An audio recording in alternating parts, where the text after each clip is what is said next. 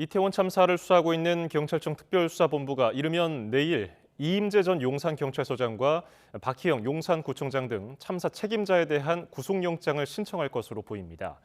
특수본은 오늘 피의자나 참고인 조사를 하는 대신 주요 피의자 신병 확보를 위한 막바지 법리 검토에 주력했습니다. 임성재 기자입니다.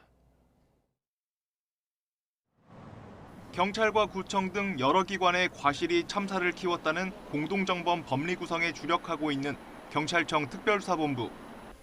이르면 내일 법리 적용의 첫 단추가 될 경찰과 용산구청 관계자들에 대한 구속영장을 신청할 것으로 보입니다.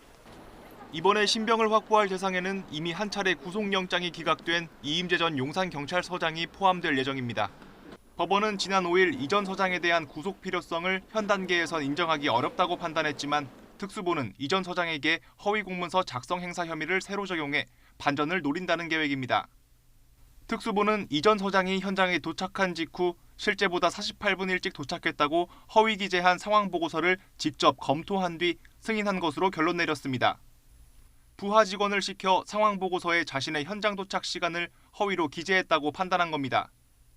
재난안전법에 따라 재난을 대비하고 구호할 1차적인 책임이 있는 용산구청 소속 간부들도 첫 구속심사를 받게 될 가능성이 큽니다. 특수본은 직접적인 구속 사유에 해당하는 증거인멸, 즉 휴대전화 일괄 교체 정황이 드러난 만큼 신병 확보는 불가피하다고 보고 있습니다.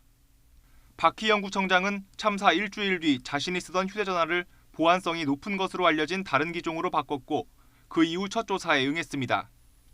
용산구청 안전건설교통국장도 화장실 변기에 실수로 빠뜨렸다며 참사 이후 휴대전화를 바꿨습니다. 최성범 용산소방서장은 이번 구속영장 신청 대상에선 빠진 것으로 전해졌습니다. 참사 당일 밤 10시 29분부터 시작된 소방의 구조활동 이후 발생한 사망자가 몇 명인지 일일이 확인하는 데 시간이 걸리기 때문입니다.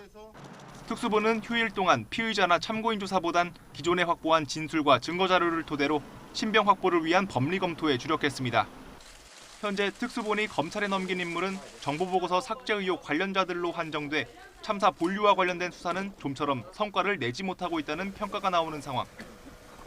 신중에 신중을 거듭한 추가 신병 확보 시도가 행정안전부와 서울시 그리고 윗선 수사로 뻗어나갈 수 있는 반전의 기회가 될 수 있을지 관심입니다. YTN 임성재입니다.